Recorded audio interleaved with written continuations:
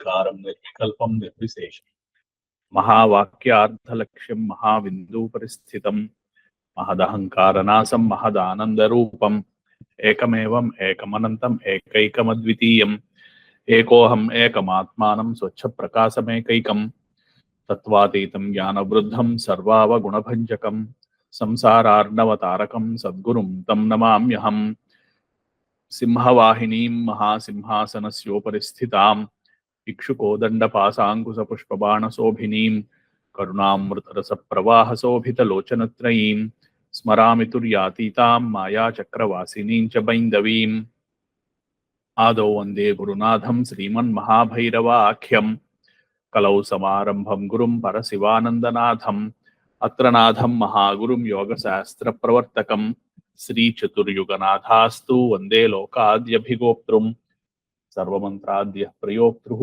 सर्वविद्यामहोदधिः सर्वौघाश्च तत्त्वसारः सर्वौघाश्च मूलरूपः अत्र नाथः सदा शिवः तदाद्यानन्दभैरवः सर्वत्र सर्वसः वन्देऽहमस्मद्गुरुपर्यन्तः अनन्तश्रीविभूषित शिवयति महाशाक्तकुलाधीश्वर शाक्तानन्दपरमहंस परमपूज्य श्री श्री श्री भैरवानंद महास्वामिने नमः।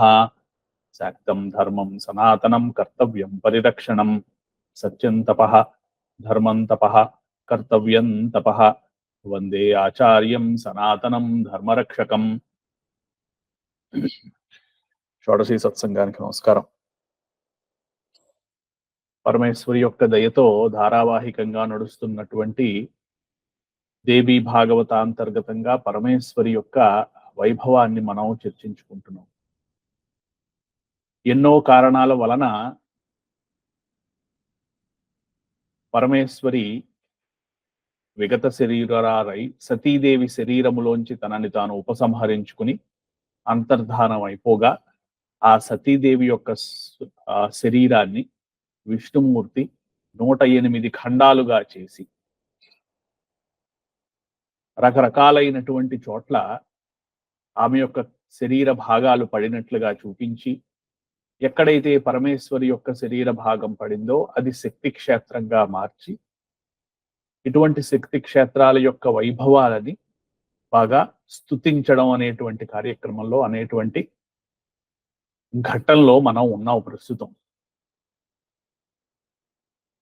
పరమేశ్వరి తన యొక్క శక్తి ప్రాదుర్భూతమైనటువంటి శక్తి ఉన్నటువంటి శరీరాన్ని భాగం చేసి ఎక్కడైతే ఆమె యొక్క భాగం పడిందో ఆ భాగానికి ఒక ప్రత్యేకత వచ్చి అక్కడ శక్తి పీఠంగా మారి ఇటువంటి శక్తి పీఠాలు మనకి దేశము నలుమూలలా ఉన్నాయి. దేశమే కాకుండా దేశానికి బయట కూడా ఉన్నటువంటి భారత ఖండంగా చెప్పబడేటువంటి మార్గంలో మనకి పర్షియా వరకు ఉండి ప్రస్తుతం పాకిస్తాన్ ఆఫ్ఘనిస్తాన్లోను అలాగే పైన మంగోలియాలోను అలాగే తూర్పుని మనకి మలేషియా వరకు దక్షిణంలో మనకి శ్రీలంక అంత కిందకి ఉన్నటువంటి శ్రీలంక వరకు ఉన్నటువంటి భూభాగాలలో పరమేశ్వరి యొక్క శక్తిపీఠాలు ఉన్నట్టుగా మనకి దేవి భాగవతం చెప్తోంది. ఈ దేవి భాగవతం యొక్క కథా సమయం ఏదైతే ఉందో దానిని కనుక మనం అంచనా కట్టినట్టయితే ఉన్నటువంటి పురాణాలన్నిటిలోనూ కూడా ఇది లేటెస్ట్ అయినటువంటిది. ఒక 5000 సంవత్సరాలు మహాభారత యుద్ధం తర్వాత జరిగినటువంటి మహాభారత యుద్ధం తర్వాత చెప్పబడినటువంటి కథగా మనకి ఇందులో జరిగినటువంటి విశేషాలు మనకి తెలుస్తూ వచ్చాయి. అలాగే దేవి భాగవతం మొదట్లో మార్కండేయ పురాణము ఈ రెండూ కూడా బాగా బాగా లేటెస్ట్ గా ఉన్నటువంటి విషయాలను. అందులో మార్కండేయ పురాణం ఇంకా చివరిది లేటెస్ట్ అయినటువంటిది. వీటిలో ఈ శక్తి క్షేత్రాల యొక్క విశిష్టత ఎంతగానో చెప్పబడింది. అటువంటి శక్తి క్షేత్రాలు 108 శక్తి క్షేత్రాలకి ఒక స్తోత్రంగా చేసి ఎవరైతే ఈ శక్తి క్షేత్రాలని వెళ్ళి చూసి అక్కడ కొన్ని రోజులు ఉండి కొంత పరమేశ్వరి యొక్క ఏదేని ఒక నామం లేదా పరమేశ్వరి యొక్క మంత్రం ఎవరైనా సరే అక్కడ ఎవరైతే చేస్తారో పురస్చరణ అంటారు, పురస్చరణ చేస్తారో అది వారికి సిద్ధి కలుగుతుంది అని దేవి భాగవతంలో చెప్పబడింది. అందుకోసమని అంతర్భాగంగా మనలో చాలా మందికి, మన భారతదేశంలో చాలా మందికి శక్తిపీఠ దర్శనము అనబడేటువంటిది వీలైనటువంటి అవకాశము ఉన్నంత వరకు కూడా రకరకాలైనటువంటి శక్తిపీఠములని చూసి అక్కడ దర్శనం చేసుకుని పరమేశ్వరి యొక్క ప్రసాదము తీసుకుని అక్కడ కొంతసేపు గడిపి తీర్థ ప్రసాదములు లేదా ఇటువంటి ప్రయాణము చేసినప్పుడు చెప్పబడినటువంటి కాలం ఏమిటంటే 3 రోజులు కానీ 9 రోజులు కానీ ఉండడానికి అవకాశం ఉంటే మంచిది అని చెప్పారు.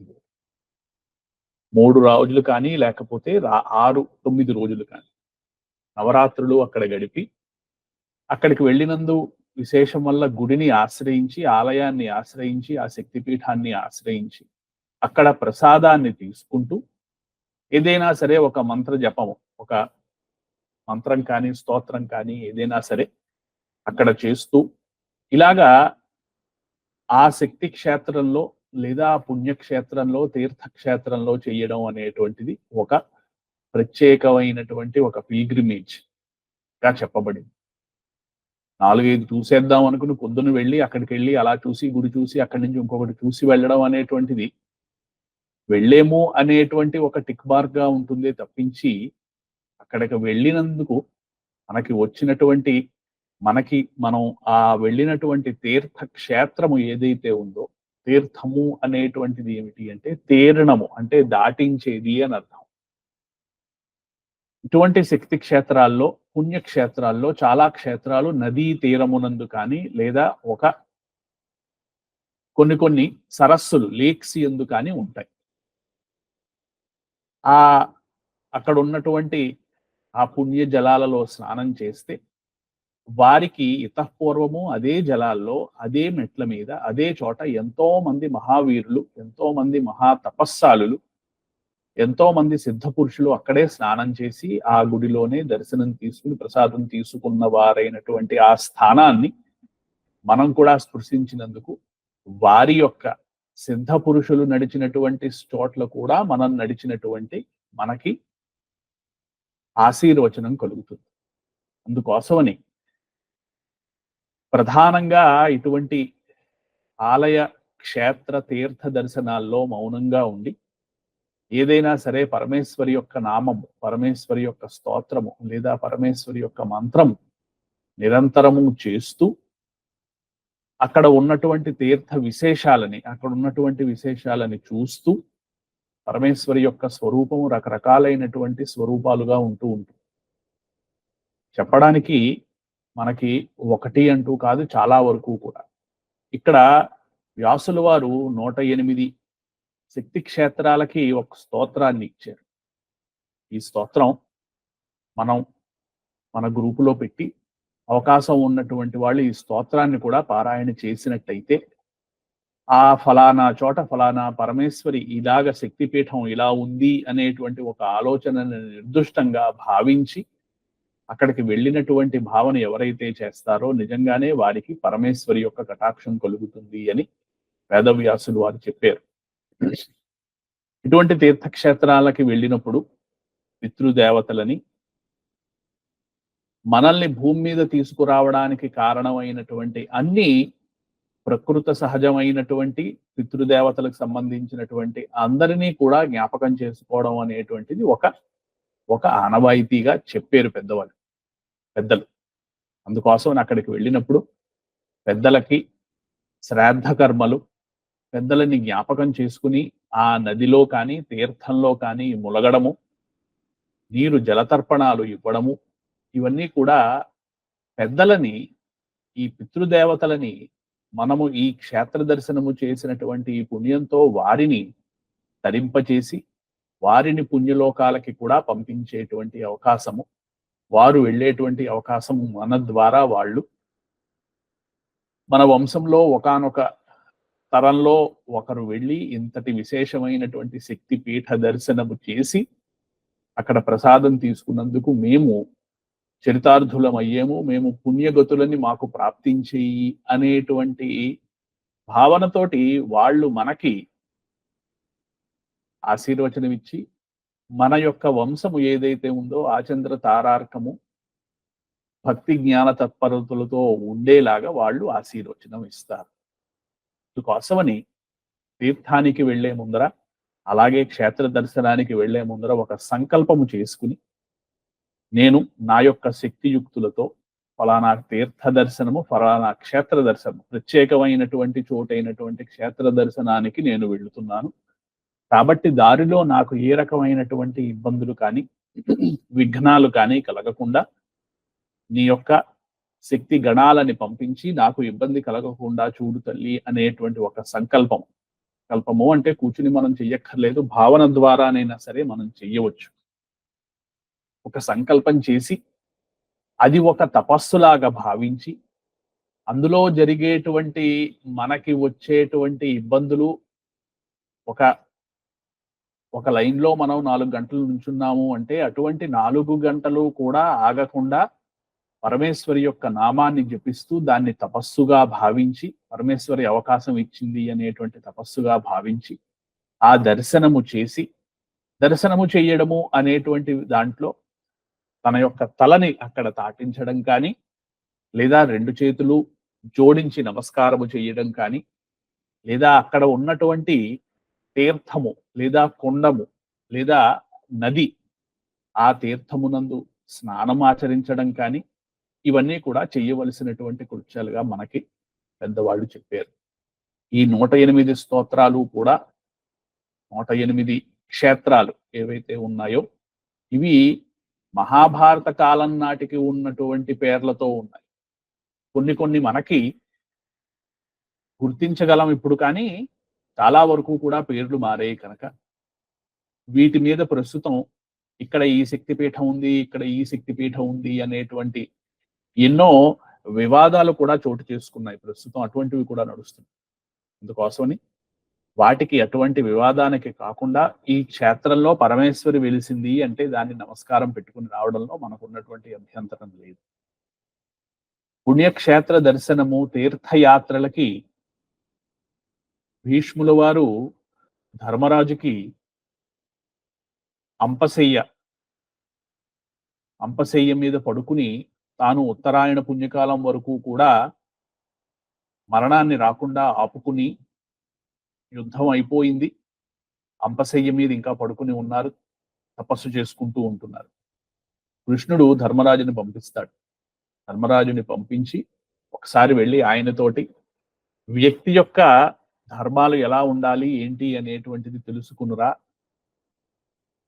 భాగవతోత్తములలో విష్ణు భక్తులలో ఎంతో అగ్రగణ్యుడైనటువంటి వ్యక్తి భీష్ముడు అని చెప్తూ ధర్మరాజుని పంపించగా, ధర్మరాజుకి భీష్ముల వారు భాగంలో వచ్చేటువంటి వృత్తిరీత్యా లేదా వ్యాపార రీత్యా వచ్చేటువంటి దాంట్లో కొంత భాగాన్ని తీర్థయాత్రలకు అట్టే పెట్టాలి అనేటువంటిది కొంత చెప్పారు. 100లో 18వ భాగం కానీ 100లో 12వ భాగం కానీ తీర్థయాత్రలు ధర్మ కార్యాల కోసం, 100లో 8వ భాగం తీర్థయాత్రలు ధర్మ కార్యాల కోసం అట్టే పెట్టి, అవకాశము ఉన్నప్పుడు, సమయము చిక్కినప్పుడు, లేదా ఒక ప్రత్యేకమైనటువంటి ఒక మహాయోగం కలుగుతోంది, అటువంటి యోగము ఆ సమయంలో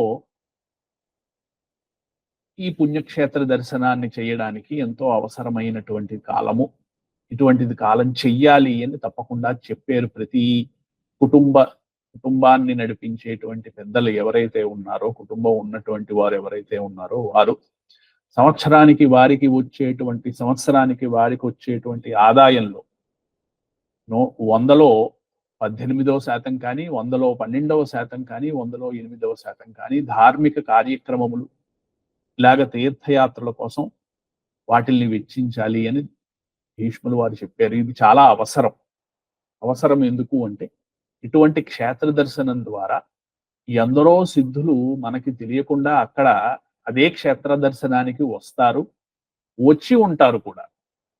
మనం ఫలానా రోజుని మనం వెళ్ళినప్పుడే అక్కడ ఉండి ఉండొచ్చు. అటువంటిది అప్రయత్నంగా వారి యొక్క దర్శనం మనకి కలుగుతుంది.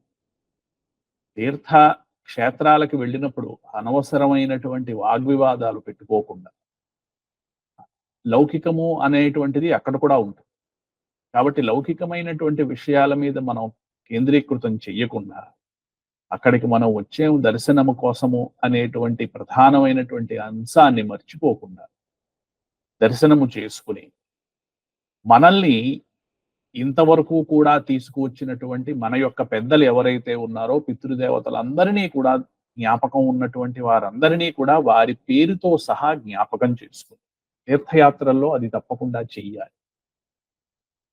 ఒకవేళ సమయం చిక్కి ఆ కార్యక్రమం కోసం వచ్చినప్పుడు వాళ్ళకి పిండ ప్రదానాదులు చెయ్యడము కానీ, లేదు అవకాశము లేదు నదిలో స్నానము చేయడం కానీ వారి పేరు చెప్పి పరమేశ్వరికి ప్రసాదము వితరణ చేయడం కానీ, అటువంటి చోట్లకి వెళ్ళి మనం చేసేటువంటి ప్రతి పనికి కూడా 100 రెట్లు 1000 రెట్లు అనంతమైనటువంటి ఫలితాన్ని పెద్దలు చెప్పారు.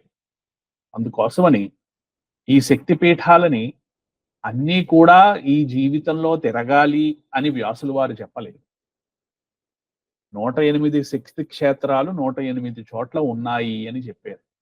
దీనికి ఎక్స్టెన్షన్ గా గురువు గారు అన్న విషయం ఏమిటి అంటే, వేరే మిగిలినటువంటి కల్పోక్తంగా చెప్పబడినటువంటి గ్రంథాల్లోంచి తీసి చెప్పిన విషయం ఏమిటి అంటే, మన గురువు గారు ఎక్కడైతే గురువు ద్వారా ఇయ్యబడినటువంటి ఒక దేవతా సంపుటి దేవతల విగ్రహాలు ప్రధానంగా ప్రత్యేకంగా మేరు స్వరూపంలో ఉన్నటువంటి యంత్రాలు గురువు గారి దగ్గర నుంచి సక్రమమైనటువంటి దీక్ష ద్వారా లభించినటువంటిది ఏదైనా సరే ఎక్కడైతే ప్రతిపాదింపబడుతుందో దానిని పీఠంగా మనం చెప్పుకోవచ్చు అని చెప్పారు. అందుకోసమని సంపూర్ణంగా గురువు దగ్గర నుంచి ఆశీర్వచనం దీక్షా స్వరూపంలో వచ్చినటువంటి మనం అందరి దగ్గర ఉన్నటువంటి శక్తి పీఠాలే. శక్తి ప్రపంచం అంతా వ్యాపించి ఉంది. శక్తి లేనటువంటి ప్రపంచం శక్తిహీనంగా ఎలా ఉంటుందో మనం ఊహించుకోవడం కూడా కష్టమే.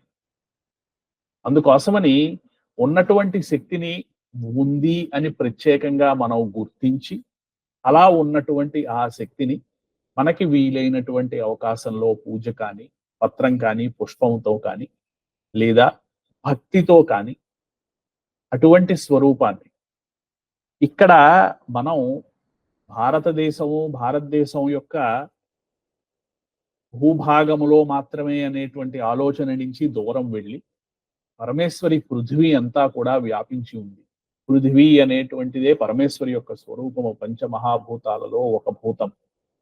అందుకోసమని పృథివీ మీద ఉన్నటువంటి చోట ఎక్కడైతే నోటిలోంచి నామం వస్తోందో అది పుణ్యక్షేత్రంగా భావించి నేను ఉన్నటువంటి చోట పరమేశ్వరి వాసం ఉంటోంది, పరమేశ్వరి అక్కడ ఉంటోంది అనేటువంటి బలమైనటువంటి దృఢమైనటువంటి నిశ్చయంతో ఎవరైతే భావన చేస్తారో అది శక్తిపీఠమే అని చెప్పారు. కాబట్టి మనం అందరం కూడా అటువంటి శక్తిపీఠాలని ఆశ్రయించి పరమేశ్వరి యొక్క నామము, పరమేశ్వరి యొక్క స్తోత్రము, పరమేశ్వరి యొక్క సంకీర్తన, అన్ని రకాలైనటువంటి సంకీర్తన, గానము, భజన ఇటువంటివి మనకి ఎన్నో అవకాశాలు ఉన్నాయి. అందరూ కూడా తలకిందులుగా తపస్సు చేయండి అని చెప్పలేదు మన యొక్క సాంప్రదాయం. ఎవరికి అవకాశం ఉన్నంత వరకు కూడా వారు చేయడానికి కావలసినటువంటి ఎన్నో సదుపాయాలని ఇచ్చింది. అందుకని గురువు దగ్గర లభ్యమైనటువంటి విద్యని విద్యా స్వరూపంగా ఎవరు ఒక స్వరూపంగా భావించి ఎక్కడైతే ఉంచుతారో దాన్ని పీఠంగా మనం భావించి అటువంటి పీఠము మీద ఆ శక్తి ఉంటుంది అనేటువంటి దృఢమైనటువంటి నిశ్చయంతో ఎవరైతే అక్కడ నమస్కారం చేస్తారో అది శక్తిపీఠంగా మారుతోంది.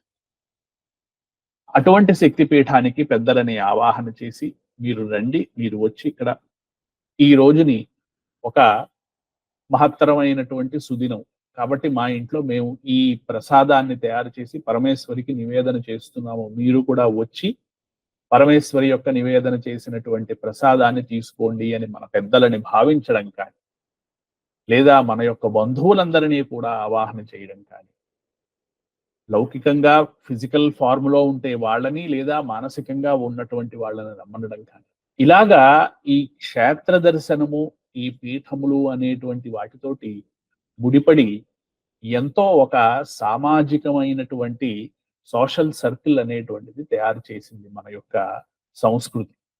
అందుకోసం దానిని విశ్వసిస్తూ అవకాశం ఉన్నటువంటి వారు అవకాశం ఉన్నటువంటి చోట ఈ శక్తిపీఠ దర్శనానికి వెళ్ళి శక్తిపీఠాలని దర్శనం చేసుకుని పరమేశ్వరి యొక్క నామము ప్రసాదము తీసుకున్నాము, ఇటువంటి ప్రసాదము పక్కవారికి చెప్పి మేము వెళ్ళినటువంటి చోట యొక్క విశేషములు ఇలా ఉన్నాయి అని పక్క వాళ్ళకి చెప్పి ఆ తీర్థానికి సంబంధించినటువంటి పురాణము ఒక కథ, ఆ తీర్థం ఎలా వచ్చింది, ఆ శక్తిపీఠం ఎలా వచ్చింది, దాని గురించి కథ కొంచెం అవతల వాళ్ళకి చెప్తే వెళ్ళి చూసి వచ్చినటువంటి పుణ్యంలో కొంత భాగం వారికి కూడా, మన దగ్గర తగ్గిపోయి వారికి వెళ్ళదు, మన దగ్గర ఎంత ఉందో అంతలో కూడా కొంత భాగం వారికి వెళ్తుంది. అది ఇన్యూమరబుల్ గా మల్టిప్లై అవుతూ ఉంటుంది. అందుకోసమని ఇటువంటి శక్తి పీఠ దర్శనము, తీర్థ పుణ్యక్షేత్ర దర్శనము కూడా మనం అవకాశము ఉన్నంత వరకు మన యొక్క శక్తియుక్తులని ఉపయోగించి చేసుకోవడం అనేటువంటిది ఎంతో అవసరమైనటువంటిది, వీలైనటువంటిది.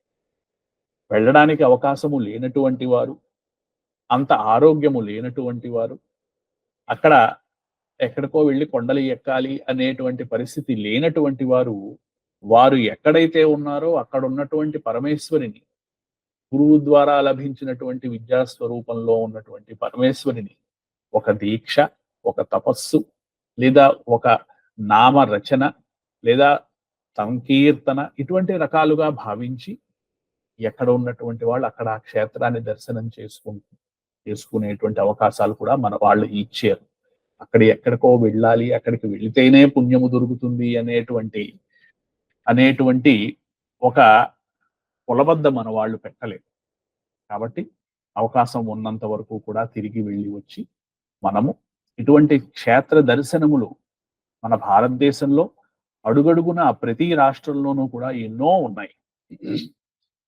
ఒకటి కాదు, ఎన్నో రకాలైనటువంటివి, ఎంతమందో ఉన్నటువంటి వాళ్ళు ఇటువంటి శక్తి క్షేత్రాలని 108 శక్తి క్షేత్రాలు చెప్పబడినటువంటి 108 శక్తి క్షేత్రాలు, అలా కాకుండా ప్రత్యేకంగా ఏర్పాటు చేయబడినటువంటి పీఠాలు, అలా కాకుండా మిగిలినటువంటి తీర్థాలు, పుణ్యక్షేత్రాలు, ఇవన్నీ కూడా వీటి యొక్క దర్శనము మనకి పాప సంచయము, మనం జన్మల బట్టి మనకి వస్తున్నటువంటి పాప సంచయాన్ని తగ్గించేటువంటి అవకాశము, మన యొక్క పాప సంచయము, పాప రాశి తగ్గుతుంది ఇటువంటి క్షేత్ర దర్శనముల ద్వారా. అటువంటి సిద్ధక్షేత్రములు వెళ్ళడం ద్వారా సిద్ధుల యొక్క పాదధూళి పడినటువంటి చోట మనము నడయాడినటువంటి పాదధూళి వారి యొక్క క్షేత్రములు, వారి యొక్క పుణ్యక్షేత్రముల్లో వెళ్ళడం వలన మనకి ఎంతో ఆశీర్వచనము,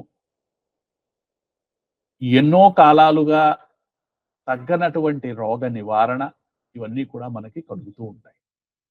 కాబట్టి పరమేశ్వరి దేవీ భాగవతంలో ఈ రకమైనటువంటి 108 స్వరూపాలలో, అనంతమైనటువంటి స్వరూపాలలో ఎలా వెలిసింది అనేటువంటిది ఈ స్తోత్రాన్ని తొందరలో మన గ్రూపులోనే పెట్టుకుంటే అందరం చదవడం అనేటువంటి అవకాశం కలుగుతుంది. తర్వాత తారకాసుర సంహారము అనబడేటువంటి ఒక మహత్తరమైనటువంటి ఘట్టం, దానిని వచ్చే సత్సంగం నుంచి కూడా మనం తెలుసుకుందాం. తారకాసురుడు అంటే కుమారస్వామి యొక్క జననము వలన ఎవరి యొక్క సంహారం జరుగుతుందో అటువంటి సతీదేవి యొక్క వియోగములో ఉన్మత్తుడై ఉన్నటువంటి ఒక పిచ్చివాని వలె ఉన్నటువంటి ఈశ్వరుడి యొక్క తిరిగి మళ్ళీ ఒక సాత్వికమైనటువంటి స్వరూపము కలిగి పార్వతితో వివాహము జరిగి వారికి పుత్రుని వలె, ఔరస పుత్రుని వలె వారికి కలిగినటువంటి ఆ సంతానము వలన తారకాసురుడు అనబడేటువంటి వాడు నశింపబడతాడు. అటువంటి తారకాసురుడు ఎవరు, ఆ తారకాసురుడు యొక్క వృత్తాంతము, తర్వాత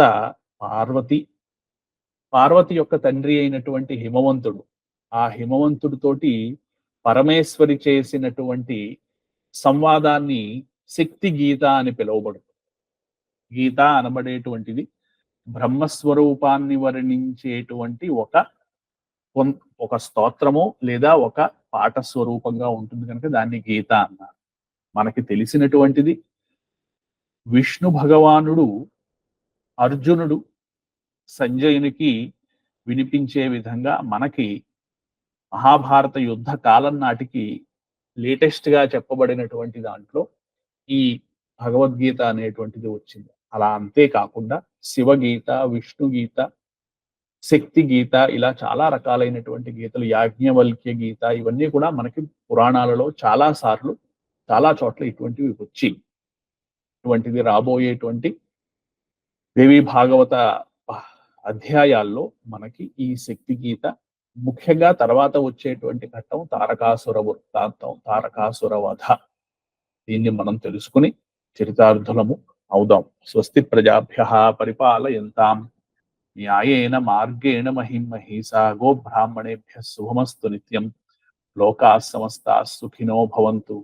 సహనా అవవతు సహనౌ భునక్తు సహ వీర్యం కరవావహై తేజస్వినావధీతమస్తు మా విద్విషావహై. ఓం శాంతి శాంతి శాంతి. స్వస్తి.